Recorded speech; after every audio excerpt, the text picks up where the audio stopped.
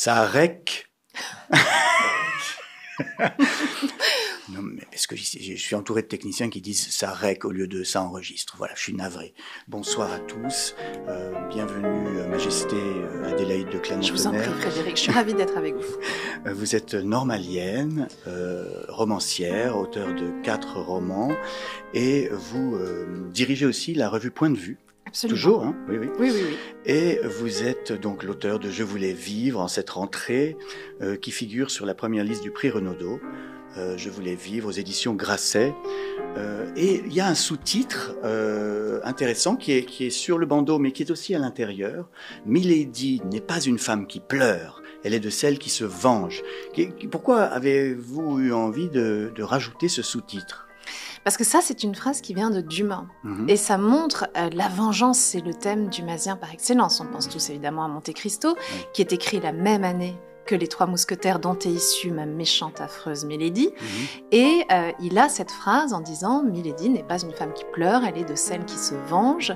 Et j'ai voulu du coup reprendre parce que c'est tout le thème de mon livre. Parce qu'en même temps, vous en faites quand même une victime. Alors elle pleure pas, mais dans Les Trois Mousquetaires, Milady de Winter, c'est la méchante, mais elle est toujours décrite comme une espionne qui joue double, triple jeu, mais on passe assez vite sur son enfance et sur c'est-à-dire ce qu'on qui lui est passe pas arrivé. du tout, Oui. en fait, sur son enfance. Personne n'en parle. On va quasiment pas dans sa psychologie. Elle parle très peu. Il y a un moment incroyable où on rentre un peu dans sa tête, c'est quand elle est enfermée à Londres, tenue par un gardien qui s'appelle Felton, et il y a une scène de manipulation chez Dumas incroyable où elle va retourner ce gardien qui est très prude, très puritain, et l'envoyer assassiner le duc de Buckingham. Sinon, rien. On ne dit pas un mot de ce qu'elle pense, d'où elle vient, et donc je me suis dit comment on fabrique la plus grande méchante de la littérature française. Et vous le dites, et vous expliquez pourquoi, quel est son moteur, c'est qu'elle a été abusée dans son enfance, enfin dans son adolescence. Elle a été victime d'un crime terrible dans son enfance. Sa mère et sa nourrice sont assassinées et elle est abusée dans son adolescence, puisque tout le moment où je me rends compte qu'il faut que j'écrive cette histoire, c'est en écoutant une version très simplifiée pour enfants des Trois Mousquetaires, et j'entends cette phrase « Milady, qui a 15 ans à peine, cette perverse a détourné un prêtre du droit chemin ». C'est un peu difficile à notre époque de se dire tout ça est parfaitement normal. Que c'est la faute de Milady, voilà, c'est peut-être la faute du prêtre. En tout cas, c'est partagé, je pense, à minima. Donc, est-ce qu'on peut dire que Je voulais vivre est une réécriture des Trois Mousquetaires, version néo-féministe, woke ? Alors, pas du tout. En fait, moi, j'aime passionnément Dumas. Dumas, il a été très méprisé. Là, maintenant, tout le monde aime Dumas, c'est merveilleux. Il y a des millions de gens qui font... Il y a des films. Voilà, des films. Il y a toujours eu des films, depuis longtemps. C'est l'œuvre la plus adaptée, réadaptée en BD, en cinéma, enfin bref, tout.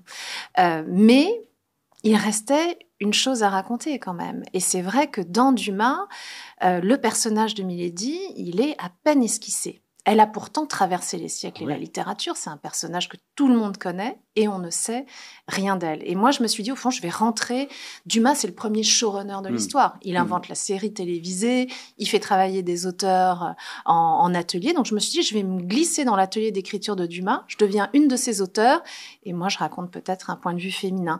Mais c'est pas woke parce que je ne vais pas contre son texte. Je prends les blancs. Quand même, vous avez l'air d'insinuer que Dumas regardait Milady avec un male gaze, voyez. Ah il la désire. Ah énormément. Elle est désirable. C'est une héroïne ultra sexy. Ah mais elle est très sexy. Ouais. Et elle aime les hommes. Donc pour une féministe furibarde, elle aime quand même vraiment les hommes. Elle a des histoires d'amour, elle suscite le désir et elle en éprouve. Et la seule chose que je fais, c'est que dans Dumas, elle est un objet. Elle sert pour l'intrigue, elle sert effectivement d'objet de désir, elle sert pour provoquer des sentiments. Là, j'en fais un sujet. Oui. Et alors, elle a changé de nom beaucoup de fois. Elle s'est appelée Anne de Breuil, Charlotte Backson, la comtesse de la Fère, quand elle a épousé Athos, et Lady Clarick. Donc... Ah oui. C'est-à-dire que quand on est jeune fille et qu'on regarde des exemples dans la littérature, il y a quand même pas mal de potiches. Et cette méchante-là, au moins, elle est intelligente, Richelieu l'écoute, elle arrive à finalement faire son chemin avec 4 hommes contre elle qui sont quand même des gens très forts, très puissants. Très puissants. Donc moi, ça m'a plu quand même qu'elle soit capable de tout ça, parce que c'est bien les femmes sacrifiées. Alors moi, quand je suis petite, je veux être Constance, hein, je veux être la gentille, la compagne de D'Artagnan, elle est toute lisse, elle est bien coiffée, oui, elle est mais sacrifiée. La Constance Bonacieux se fait assassiner par qui? Par Milady. Eh ben oui, donc mais elle est quand même pas sympa. Non, mais elle le regrette quand même. Elle le regrette? Ah oui, non, elle s'en veut beaucoup. Alors, vous aviez répondu à la question que je vous ai posée précédemment sur est-ce que vous corrigez le chef-d'œuvre de Dumas? Vous avez répondu à la fin du livre. Alors, je vous demandais de lire votre réponse. Ah oui, non, vous avez raison. Autre temps, autre mœurs, je ne révise pas, je n'accuse pas non plus, je me glisse dans les blancs de ton texte, je m'adresse à Dumas, dans les angles morts, et j'invite ceux qui, comme moi, sont épris de justice, à ouvrir les yeux et les oreilles, à renverser l'illusion pour voir les faits nus. Si vous y prêtez attention, Anne a laissé sa marque partout. Derrière le costume de Milady, j'entends battre le cœur d'une petite fille, puis d'une jeune femme pleine de force et d'idéal. Descendez de cheval, posez votre épée, écoutez. Sa voix sous les orgues chrétiennes et les orchestres virils, je l'entends. Elle est claire, elle est déterminée. Sa voix de femme au temps des hommes. Une femme au temps des hommes, ça c'est une belle formule qui clôt votre roman. Il y avait quand même un précédent. Moi, j'ai pas détesté Angélique, marquise des Anges, qui. Moi aussi, j'ai couru avec elle derrière Geoffrey. Mais oui. On l'a aimé. Et c'était un roman écrit par une femme, Anne Gollon. Et alors, est-ce que c'est une référence pour vous? Parce que, elle est quand même très érotique aussi. Angélique. Oui, on a tous été. Je crois que des générations ont été marquées par quand elle est vendue au marché aux esclaves et qu'on dénude sa poitrine. C'était torride. Je n'osais pas en parler. Mais je l'ai fait. Oui. Mais Milady, quand elle est marquée au fer rouge avec une fleur de lys à l'épaule. Eh ben oui, mais pour les enfants pervers, ça vous a plu, vous? pour les adolescents un petit peu bizarres. Mais vous n'avez aucune empathie. Non, je peux vous dire, je peux vous citer beaucoup de mes amis écrivains qui ont fantasmé sur le fait de marquer au fer. C'est un côté un peu sadomaso, quoi. Ah oui, alors moi j'ai pas du tout ça en moi. Donc moi je me suis sentie vraiment très attristée pour elle, mais tardivement. C'est vrai que c'est une injustice, ça. Parce que pourquoi on la marque? Elle est marquée au fer rouge, sans aucun jugement, parce que le bourreau, qui est le frère du prêtre qui a détourné la jeune fille perverse de 15 ans, a décidé qu'il devait venger son frère. Parce qu'elle l'a laissé tomber, c'est vrai. Enfin, est-ce qu'on marque au fer rouge toutes les femmes qui vous ont quitté? Qui vous quittent? Non. C'est problématique. Ça ne se fait plus. Non. Ça ne se fait plus. Oui, ça s'est beaucoup fait, mais maintenant ça passe plus. Un autre auteur aussi auquel j'ai pensé en vous lisant, c'est Jacques Laurent, avec sa série des Caroline Chéri. Aussi, alors ça, j'ai jamais lu. Vous avez jamais lu? Non, non, c'était un peu comme ça. Oui, c'était aussi une femme qui fait tomber tous les mecs, et puis il y a des cavalcades, et puis il y a des rebondissements, et on sent que vous vous êtes beaucoup amusé à pasticher le style de Dumas. Alors, je me suis amusée beaucoup parce que il m'a fait découvrir le plaisir de lecture. Moi, j'ai passé un été entier où, comme j'avais aucun autre livre, j'ai lu la trilogie de Dumas, de la première ligne à la dernière ligne, et dès que j'avais fini, je recommençais pendant 2 mois. J'avais pas d'autres livres. Et j'aime profondément ce goût de l'aventure, ce souffle, et puis il est très humain, c'est très charnel.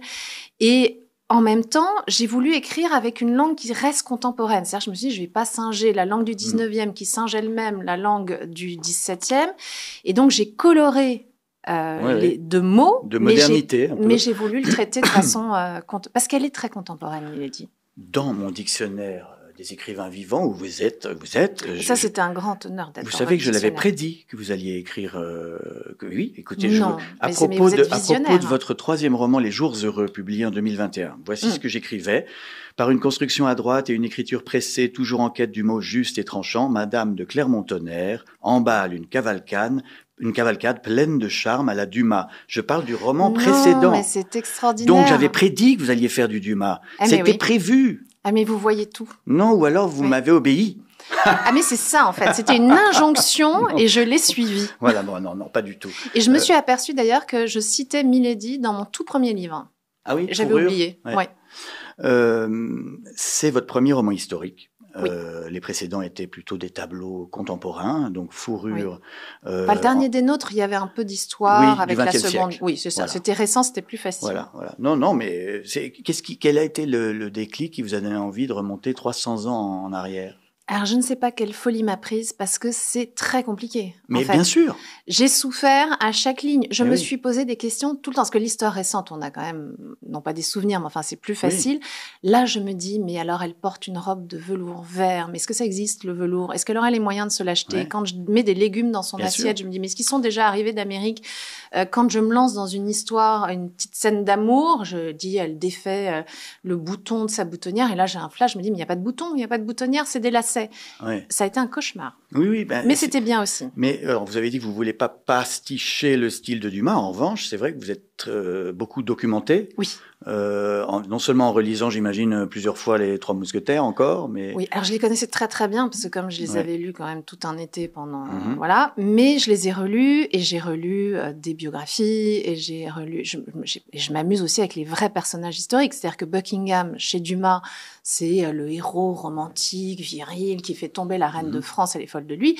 En vrai, c'était l'amant du roi Jacques Ier, et il doit toute son ascension et tous ses titres au fait qu'il avait un certain talent amoureux. Donc voilà. Et alors la construction aussi intéressante, c'est que vous avez fait témoigner en quelque sorte pas mal de proches de Milady, dont D'Artagnan à la fin de sa vie et puis d'autres comme ça. C'est une construction qu'il y avait dans un livre de Françoise Chandernagor qui était sur Louis XVII. Ah, c'est drôle. Hein. Je ne sais pas si vous vous souvenez de ce livre. Celui-là, non, j'en ai lu pas mal de Françoise Chandernagor, beaucoup, mais celui-là, je l'ai pas lu. Donc tous les grands personnages de sa vie s'expriment sur elle, et ça, c'est. Mais oui, parce que c'est la journaliste en vous qui a voulu faire comme une sorte de reportage. Ou l'avocate ratée, je ne sais pas. Mais je me suis dit, d'une certaine manière, je rouvre le cas Milady, c'est un cold case. Oui. Et donc, j'avais envie de recréer un peu cette idée d'un jugement. Comme dans un procès. Comme dans un procès, parce que le livre s'ouvre sur une scène célèbre de Dumas, qui est ce procès... Avec les 10 hommes ce qui simulacre jugent. de procès. 10 hommes qui la jugent. 2 d'entre eux ont été en plus, l'un son mari, l'autre son amant. Donc, ils sont évidemment d'une objectivité totale. Elle n'a pas d'avocat. On l'entend même pas se défendre. Et donc, j'ai eu envie d'apporter... un vrai procès avec vous comme avocate de la défense. Mais je pense quand même que si elle avait eu un procès, avec tous les gens qu'elle a tués, elle aurait quand même fini par être exécutée. Vous croyez pas? Moi, je suis pas sûre. Justement, parce que quand on regarde... Elle empoisonne Constance Bonacieux qui ne lui a rien fait. Elle a juste empoisonné Constance. Bon, c'est vrai, non, ça c'est le plus problématique. Je suis d'accord. C'est pas cool. Non, c'est pas cool. C'est le plus problématique. Bon, en même temps, Constance, moi, je pense qu'elle est plus compliquée que ce qu'on imagine. Alors vous avez une théorie dans votre livre. J'ai une théorie. Vous dites que Constance était peut-être une espionne, comme Milady. Mais oui, parce que quand vous regardez le texte de Dumas, donc Constance est censée être adorable, la maîtresse de D'Artagnan, mais enfin, c'est une lingère qui est très jolie, intelligente, et qui épouse quand même un espèce de benet qui n'a aucun intérêt, et qui devient en très peu de temps la confidente préférée de la reine Anne d'Autriche. C'est quand même bizarre. C'est vrai que c'est bizarre. C'est bizarre. Oui, comment cette ascension s'explique, quoi. Voilà, et de surcroît, elle est quand même proche de la fameuse Marie de Rohan, qui était la plus grande intrigante. Ça, c'est une véritable personnage historique qui est aussi dans Dumas, qui deviendra par la suite la mère du vicomte de Bragelonne, et on peut se poser des questions sur Constance. Oui. Donc, est-ce que c'était un affrontement d'espionnes? C'est pas exclu. C'est pas exclu. J'ai pensé à faire une scène de combat debout et puis j'ai renoncé. C'est dommage. Mais ça aurait pu être pas mal. Est-ce qu'il va y avoir un projet d'adaptation au cinéma de Je voulais vivre? Ah, ça, je ne sais pas du tout. Pas encore, non? Ça m'amuserait beaucoup, évidemment, mais je ne sais pas. Ça serait génial. Et là, on pourrait une mettre version wokiste des Trois Mousquetaires. Oui, mais là, parce que quand même, il y a des beaux portraits. Enfin, j'essaye de faire des beaux portraits d'hommes. On aime les hommes dans ce texte aussi. C'est-à-dire que c'est pas contre les hommes. Et même D'Artagnan, quand on le trouve dans les Trois Mousquetaires, il est à l'âge des certitudes. Il est jeune, il a tout vu, tout lu, tout bu, il a tout compris. Et puis, quand on le retrouve dans mon livre, à la fin, beaucoup plus vieux, au moment du siège de Maastricht, où on sait qu'un peu plus tard, il perdra la vie, il est à l'âge des doutes. Et je trouve ça beau aussi, un homme qui a eu son parcours et qui se met à se poser des questions. Lui-même, d'ailleurs, culpabilise un peu d'avoir jugé un peu rapidement Milady. Et puis, il a quand même couché avec elle. Ah ben oui, il était très... Pendant que Constance était emprisonnée. Donc bon, là, Constance, elle a quand même... voilà. Mais quand même, vous n'aimez pas les femmes fatales? Dans les romans, c'est extraordinaire, les femmes fatales. Pourquoi vouloir en faire une traumatisée alors? Ah ben alors, il n'est pas trop... Enfin, c'est pas qu'une victime. Ouais. Elle a quand même un sacré tempérament. Elle se bat, elle se défend.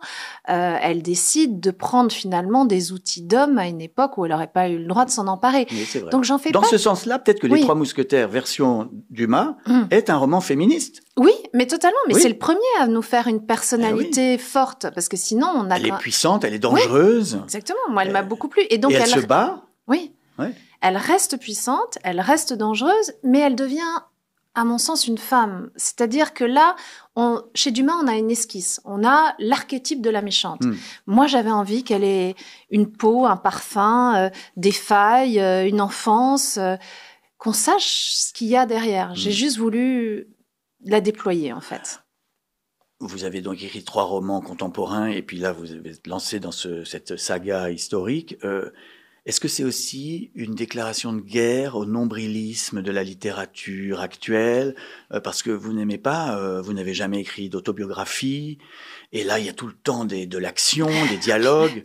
Non, mais c'est vrai que c'est peut-être un manifeste aussi pour une certaine littérature dumasienne. Alors d'une certaine manière, je pourrais dire, c'est vrai, un manifeste. C'est pas faux, parce qu'en tout cas, moi, depuis mon premier livre, j'essaye d'écrire les livres que j'aime lire, en fait. Et j'aime profondément les livres romanesques. Je trouve qu'il y a eu un grand mépris pendant un moment, là aussi, du roman. On a eu, avec le néo-roman, il fallait plus avoir de personnages. Ensuite, c'était nul de raconter des histoires. Et puis, on a, en ce moment, il y a des très beaux textes d'autofiction. Vous en avez écrit aussi des très beaux. Chefs-d'œuvre. Mais des chefs-d'œuvre, absolument. Je pourrais les réciter dans le texte. Et c'est quelque chose que vous ferez jamais? Alors, il faut jamais dire jamais, parce que dès qu'on dit jamais, en fait, on se retrouve à faire exactement ce qu'on avait dit qu'on ferait pas. Je précise à la famille de Clermont-Tonnerre, vous pouvez être inquiet. Vous pourrez vous inquiéter. Non, il y a un moment où ça tabou... va sortir, elle va tout dire. Oui. Elle va détruire cette famille. Ça va être terrible. Non, mais c'est vrai que c'est toujours une mauvaise nouvelle dans une famille quand il y a un écrivain. D'une certaine manière, c'est dangereux. Un écrivain est dangereux, c'est vrai. Mais j'aime le roman. Et je pense qu'il faut lui laisser une place. C'est très beau, l'autofiction. Il y a des textes de récits personnels, cette rentrée particulièrement. Mais laissons de la place au roman quand même. Je vais recevoir bientôt Percival Everett dans cette émission. Et il a fait un peu la même chose que vous. Il a réécrit les aventures de Huckleberry Finn. C'est lui qui s'est inspiré de moi, non, mais très clairement. Ça veut dire qu'il y a une tendance. Alors lui, il a réécrit le personnage de Jim dans Huckleberry Finn, qui est l'esclave. Vous prenez Milady, vous les mettez en avant. Pourquoi cette tendance de réécriture des œuvres du passé? Est-ce que, c'est pour ça que je vous taquine en disant que vous êtes woke, mais est-ce que vous allez, par exemple, réécrire Anna Karénine en imaginant, en traitant Vronsky de salaud? J'ai jamais pu le lire, ce livre. À chaque fois, je commence, je comprends plus qui est qui, je mélange tous les prénoms, je repars en arrière, je me fais des fiches et puis je laisse tomber. Tous les 10 ans, j'essaye de le lire. Je prends un autre exemple. Est-ce que vous allez réécrire Madame Bovary en décrivant tous ses amants comme des prédateurs toxiques? Ah non, alors surtout, j'espère avoir été plus nuancée que ça, franchement. Je suis désolée. Non, et honnêtement, je crois aussi que c'est plutôt une volonté de réconciliation. On a un patrimoine littéraire merveilleux. Et je trouve que j'ai pas envie de l'annuler. J'ai pas envie justement de le réécrire. J'ai pas envie de le trahir. J'ai envie de l'éclairer différemment. Oui. Et pour moi... Un autre angle, c'est ce que vous faites. D'une certaine manière, j'épouse Dumas. J'épouse au sens que je me mets dans les creux, dans les blancs, et d'une certaine manière, j'essaye de lui faire un nouvel enfant. C'est l'œuvre la plus féconde de l'histoire de la littérature. Non, c'est vrai, il a été tellement repris. Non, mais c'est marrant. Et je lui offre une autre postérité. Et c'est drôle que vous disiez ça, parce que lui-même disait, on peut violer l'histoire à condition de lui faire de beaux enfants. Oui. Il y a une phrase d'ailleurs assez inadmissible aujourd'hui. Inadmissible. Alors d'ailleurs, certains, en tout cas Jean-Christophe Ruffin, considère qu'il ne l'a pas dite et qu'il disait « L'histoire est un clou auquel j'accroche mes romans », qui est joli aussi. Oui. Mais il y a de ça. D'ailleurs, lui, je ne fais que ce qu'il a fait, Dumas, puisque lui a emprunté Les Trois Mousquetaires à un précédent romancier et il a rajouté son génie, son panache. On réécrit les mêmes palimpsestes depuis toujours. Exactement. Quand même, là, vous avez l'air de minimiser, mais vous avez dit dans une interview que l'exécution de Milady était le plus grand féminicide de l'histoire de la littérature. Mais c'est vrai, est-ce que vous en avez un autre aussi affreux que celui-là? Il la tue 2 fois. Esmeralda, dans Notre-Dame de Paris, c'est en 1831, et Victor Hugo l'a fait je sais plus si elle est brûlée vive. Oui, enfin, mais là, c'est il est terrible. tué 2 fois. Parce que quand même, ah non, c'est fort. Mais Athos, quand il se rend compte qu'elle porte cette marque, alors qu'il l'a épousée et qu'il Oui, pense c'est vrai. avoir épousé une Oui, c'est jeune vrai, il l'a fait femme. pendre. Mais c'est pire que ça. Donc, elle tombe de cheval. Il croit avoir épousé une jeune fille pure. Elle n'arrive plus à respirer. Il ouvre ses vêtements, il découvre la marque sur son épaule, et là, il est tellement furieux qu'elle ait pu appartenir à un autre homme, etc., qu'il la met à nu et il la pend sans autre forme de procès. Il lui demande pas, mais ma chérie, que s'est-il passé? Non, direct, il la pend. Et on la retrouve quelques années plus tard, et là, boum, il la décapite. Enfin, c'est encore pire qu'Esmeralda. Oui, hein. c'est vrai que c'est moche. Bah non, c'est pas joli. Est-ce que vous allez revenir au XXIe siècle la prochaine fois? Oui. Ah, vous avez commencé déjà? Oui, oui. Bah, en fait, j'en ai plusieurs en cours, mais là, il y en a un qui prend le une dessus. question que j'avais envie de vous poser, puis en tant que reine de France, prétendante Je au vous trône. en prie, posez. Vous trouvez pas que la République française va assez mal depuis 1789 et que finalement d'avoir supprimé la monarchie, franchement, enfin, on est devenu un peu ingouvernable. Est-ce que vous êtes pour le retour de... Non. Alors moi, je suis pas du tout monarchiste parce que malheureusement, en tout cas, si on était dans les prétendants légitimes, je trouve que c'est pas très enthousiasmant. Dis donc, la patronne de Point de Vue dit Non, du je mal sais. du comte de Paris? Non, je ne dis pas de mal de comte de Paris. Je dis que dans ce cas-là, il faudrait une monarchie élective. Ah bah alors, c'est ce qui existe déjà, hein.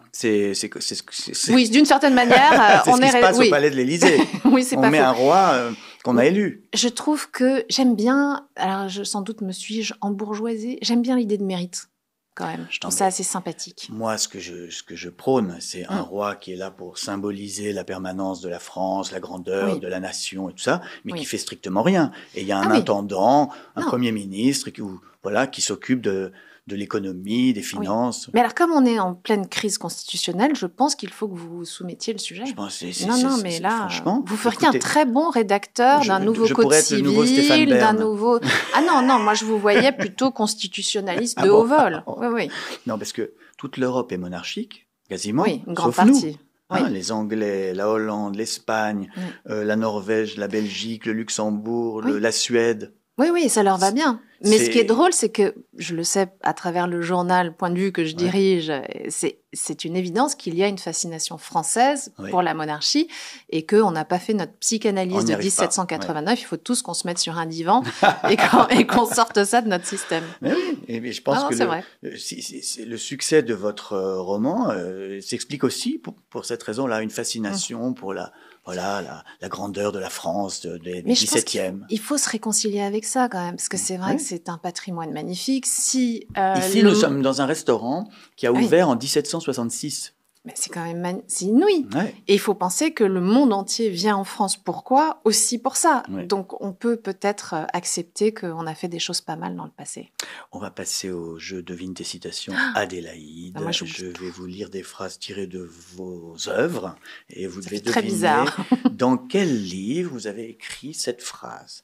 La première chose que je vis d'elle fut sa cheville, délicate, nerveuse. Le dernier des nôtres. Le dernier des nôtres, c'est l'Incipit.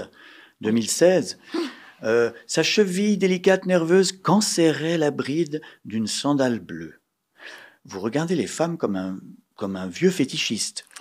Alors, ce qui m'amuse, c'est que j'avais rencontré quelqu'un qui est fou des chevilles des femmes. Et ça m'a beaucoup intéressée. Et là, c'est vrai que je pars dans ce qu'on a appelé longtemps le blason. Cette manière on écrivait des petits textes sur une partie très précise du corps féminin. Et le fait qu'on aime tellement les chemises, moi, les chevilles, et les chemises, ça m'a plu. Vous savez, vous êtes comme Brigitte Bardot, parce que Brigitte Bardot, on lui demandait ce qu'elle regardait en premier chez un homme, et elle répondait sa femme. Ça, c'est drôle. Moi, c'est les mains. Ah oui.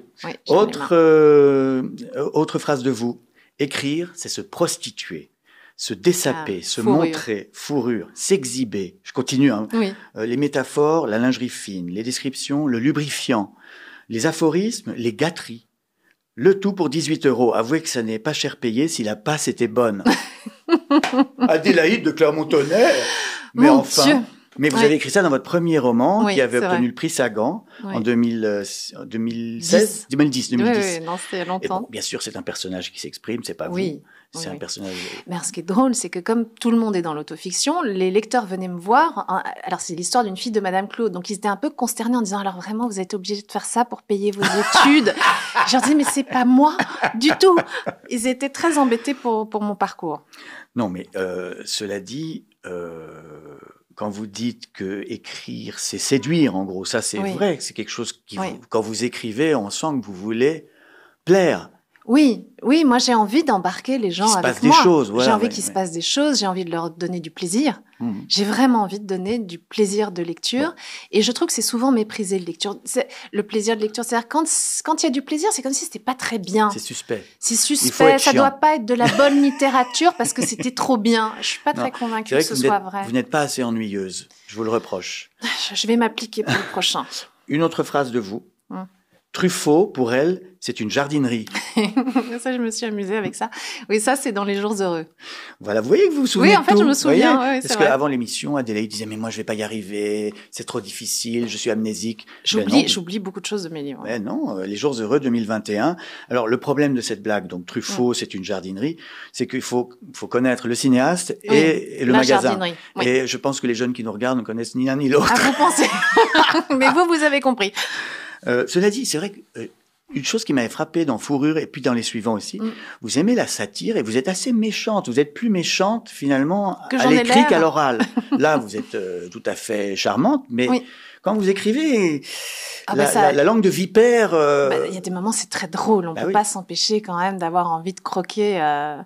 Oui, j'aime bien. Vous défoulez à l'écrit... Tout ce que vous ne pouvez pas dire dans votre journal, vous le mettez dans vos livres. Oui, c'est peut-être ça, en fait. Une autre phrase. Attention, il y a un piège. Le 24 février 1815, la vigie de Notre-Dame de la Garde signala le 3 mâts le pharaon venant de Smyrne, Trieste et Naples. Ça, c'est pas du tout moi. Non. Pourquoi je la connais? Mais vous la connaissez par cœur. Je la connais par cœur.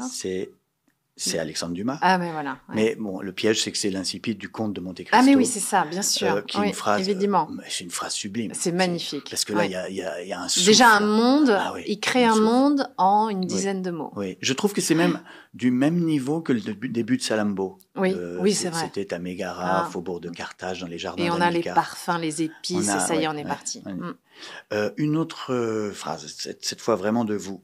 Vous avez reçu à la naissance le don de la beauté. C'est une chose merveilleuse si vous le confiez à Dieu. Je voulais vivre. C'est dans le dernier. Si vous le confiez à Dieu ou à un être digne de vous. Mais elle peut devenir une malédiction. Donc vous pensez que la beauté peut être une catastrophe? Je pense que il y a des femmes sublimes et je pense que ça peut être une malédiction pour elles parce qu'on ne voit plus que ça. Oui.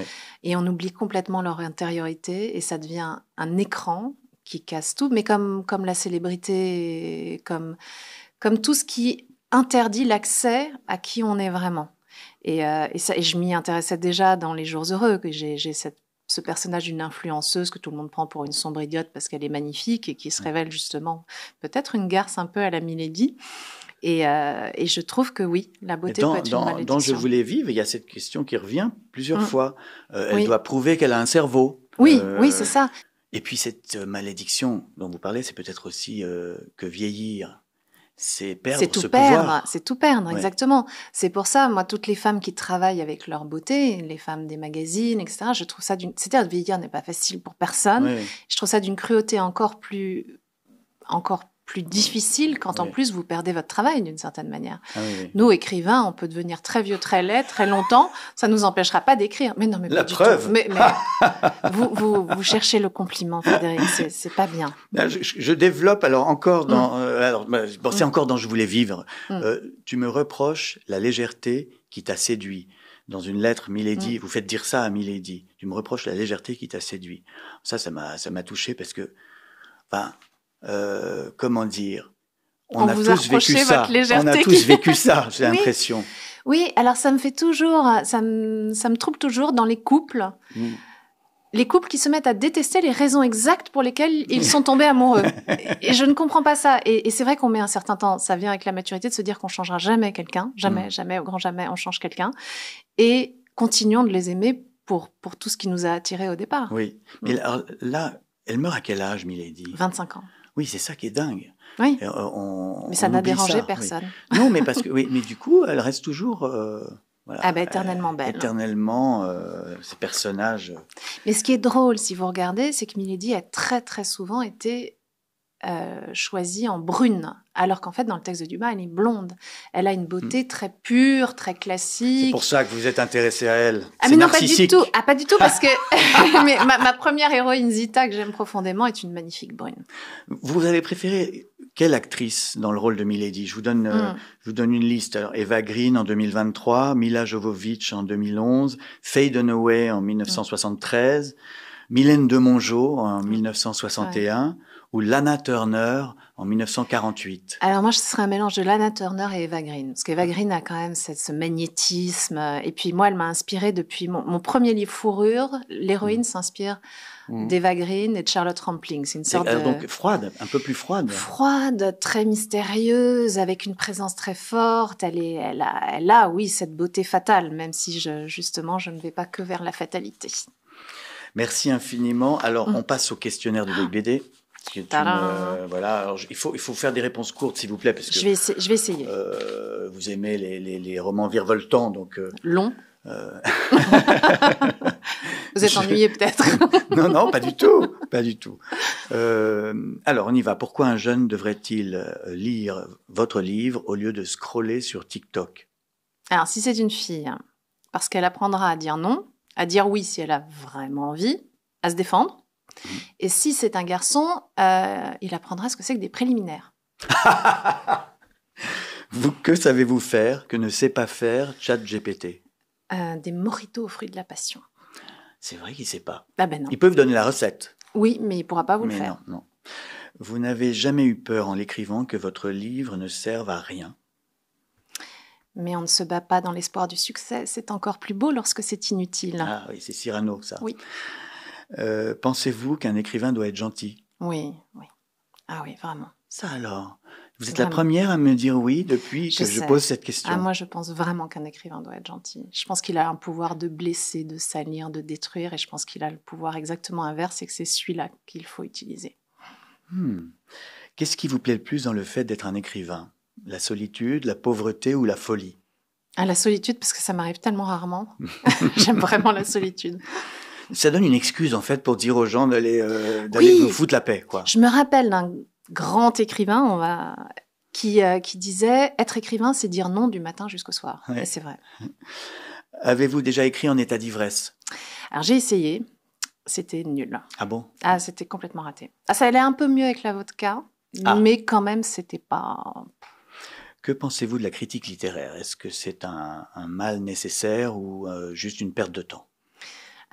Moi, je pense vraiment que c'est un bien nécessaire. Il y a tellement de livres. Il y a tellement de livres qui ont déjà été publiés dans l'histoire et tellement de livres qui sortent chaque année. Moi, j'ai vraiment envie qu'on m'emmène vers des livres que je n'aurais pas été chercher toute seule, en fait. Mais les critiques sur vous, par exemple, elles vous apprennent des choses? À part vous avez beaucoup de bonnes critiques, de compliments. Oui, alors je crois plus aux critiques quand elles sont bonnes. Oui. Quand elles sont mauvaises, c'est un peu comme l'horoscope, vous voyez. On y croit quand c'est bon, puis quand c'est pas bon, on passe. Fantasmez-vous sur J.D. Salinger, comme moi, qui n'a jamais donné d'interview de sa vie? Alors, pas du tout. Moi, j'aime beaucoup les interviews, mais comme je suis journaliste, j'aime encore plus quand c'est moi qui pose les questions. Oui. Un roman doit-il réparer le monde? Ça, c'est, je trouve, ma question la plus con. Mais... Ah non, moi, je trouve ça très vrai. Moi, oui. Alors, oui. Mais en fait, vous êtes... Oui, je vois. Ah oui, vraiment. Non, mais vous êtes vraiment une feel-good, quoi. Vous êtes une feel-good. Non, je suis pas une feel-good. Moi, j'écris pourquoi? Parce que le monde me blesse. Parce qu'il y a quelque chose dans le monde qui ne me plaît pas, dans l'être humain qui ne me plaît pas. J'ai envie de faire quelque chose de... Que dans votre monde à vous, au moins... Je m'échappe. Voilà, je m'échappe. Alors, il y a des scènes très violentes, il y a toute la fureur de l'être humain aussi dans mes livres, mais c'est moi qui la contrôle, donc je préfère. Quel est votre chef-d'œuvre? Le prochain. Êtes-vous une ouin-ouin? Alors, pas du tout. Je crois pas. Ah non, j'aime pas les ouin-ouin. Non, vraiment, j'aime pas ça. On a beaucoup de chance tous. Vous n'aimez pas vous plaindre?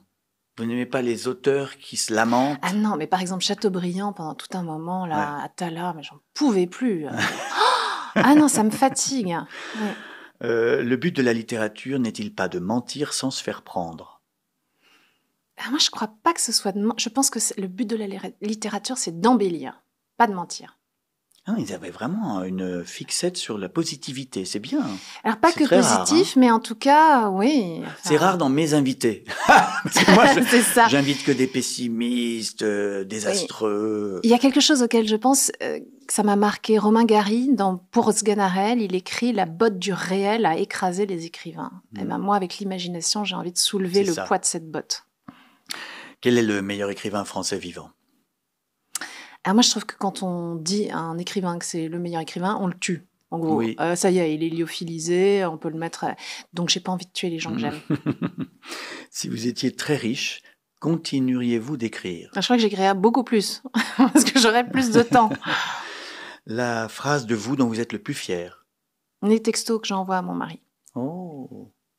Avez-vous... J'arrive pas à lire mes questions, c'est grave. Vos questions? Hein. Oui. Ah oui. Non, la question Fahrenheit 451. Imaginons un monde où les livres seraient interdits. Quel livre seriez-vous prête à retenir par cœur pour le sauver? Alors justement, quelque chose qui n'est pas ouin-ouin du tout.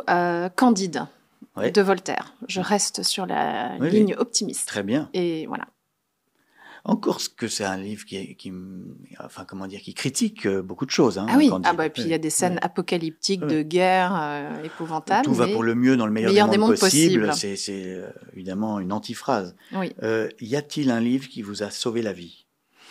Alors, il m'a peut-être pas sauvé la vie, mais il m'a beaucoup aidé. C'est le fameux livre « L'année de la pensée magique ». John Didion. Oui. Elle écrit ça en ayant perdu son mari. Oui. Sa fille est en très très mauvais état de santé, semi-mourante, et elle écrit ce livre incroyable sur le deuil, et moi je le donne aux gens qui perdent quelqu'un. Sublime.